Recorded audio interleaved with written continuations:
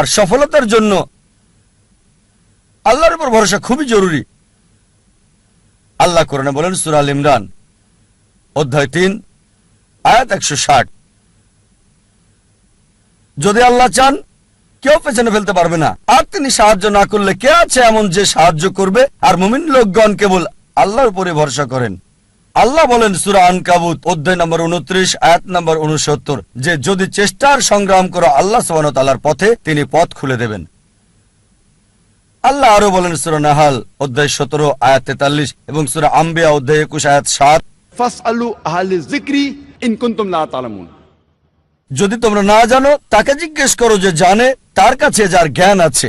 তাই সফলতার জন্য প্রথম আল্লাহর উপর ভরসা, দ্বিতীয় হচ্ছে চেষ্টা করা, সাধনা করা আল্লাহ সুবহানাহু ওয়া তাআলার পথে, তৃতীয় হচ্ছে যে জানে তাকে জিজ্ঞেস করা।